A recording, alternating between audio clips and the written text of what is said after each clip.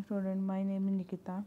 Welcome to my channel Commerce Fun Time. Today is our topic on importance of financial analysis के बारे में बात करेंगे। क्या क्या इम्पोर्टेंस है, मैनेजमेंट को फ़ायदा मिलता है, वो मैनेजमेंट क्या कर सकते हैं, मैनेज कर सकते सारे कुछ चीज़ों को देख के कि management of a firm is always interested in the solvency, profitability and the capital structure of the firm. क्या फर्म का स्ट्रक्चर है, they want to make sure that the business must be in solvent position to pay the डेप्ट, कि वो पे कर सके डेप्ट को, and when they fail due similarly they are interested not only in the current year profit but also in the capacity of business पर ध्यान दे सकें। सिग्निफिकेंस फॉर इन्वेस्टर के लिए फ़ायदा है, investor and shareholder of the business are interested in the longevity और business के लिए होता है, तो जिससे क्या होता है फाइनेंशियल स्टेटमेंट से ही पता चलता है क्या वो कितना उसका लॉन्गेविटी है।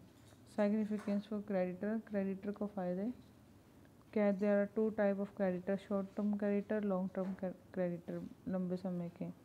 शॉर्ट टर्म क्रेडिटर क्या होता है, want to know the liquidity of the business, liquidity of business के बारे में जानना चाहते क्या है, to know whatever the company will have sufficient current asset and cash to pay their डेप्ट। ठीक है, current ratio and quick ratio calculated on the basis of financial statement help them in assessing this.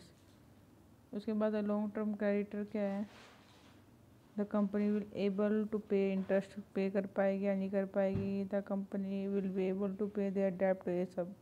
Significance for government, government के लिए क्या profit है, उनको GST लेना पड़ता है, टैक्स लेना पड़ता है, तो वो सब चीज़ें उससे होती हैं। सिग्निफिकेंस फॉर फाइनेंशियल इंस्टीट्यूशन, जो फाइनेंशियल इंस्टीट्यूशन है, जो बैंक है, ये है such as bank, insurance company, unit trust, want to know the profit earning capacity of business को जानती है। और इसकी लॉन्ग टर्म सॉल्वेंसी कितने समय तक है, they want to assess not only the present position of business enterprise but also its likely position in the future, future analyse के लिए कर सकती है।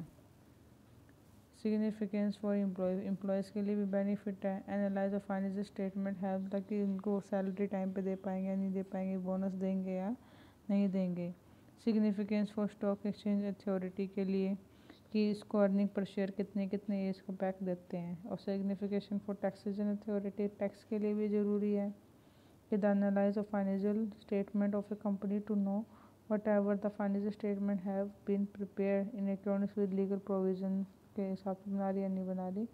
सिग्निफिकेंस फॉर रिसर्च, रिसर्च के लिए analyse of financial statement of a company is the much important to a researcher who is conducting research in respect of profitability, efficiency, financial soundness and future growth potentially of the company. Significance for other party के लिए भी benefit है, some other party may also be interested in the analyze of financial statement of a company के लिए ज़रूरी होती है from their point of view such as economist, trade association, consumer organization, इन सब के लिए। क्या नुकसान है, लिमिटेशन क्या है फाइनेंशियल एनालाइज के।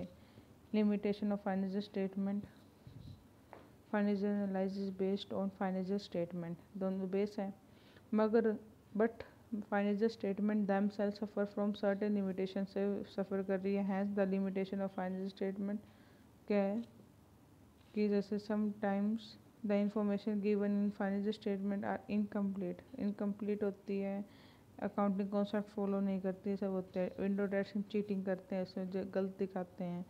Do not reflect change in price level, price level के चेंज को नहीं दिखाते, जहाँ पे एग्जांपल दिया हुआ है। ठीक है, डिफरेंट अकाउंटिंग पॉलिसी, अलग अलग पॉलिसी रूल्स पॉलिसीज लगाते हैं जिससे अलग अलग स्टोर आते हैं। Effect of personal ability and base of analyse, क्योंकि जो अकाउंट बनाने वाले पर्सन ही होते हैं, जो उनकी अलग अलग थिंकिंग और अलग अलग बेसनेस से क्या हो जाता है, वो इफेक्टेड होता है। डिफ़िकल्टी इन फोरकास्टिंग, वो फोरकास्ट नहीं कर पाते, मतलब आगे को नहीं देख पाते कि आगे क्या करना है हमें। Lack of qualitative analyse, financial statement record only those event and transaction which can be express in term of money. Qualitative जो हमारी बिजनेस के लिए ज़रूरी है वो नहीं फॉलो करते हैं।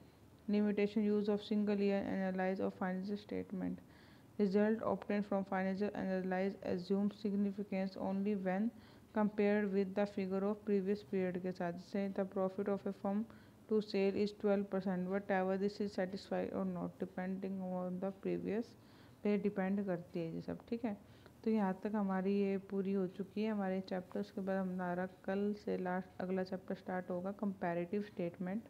तो इसको अच्छे से यहाँ से पढ़ें और जो ना आए कमेंट बॉक्स में कमेंट करके पूछ सकते हैं।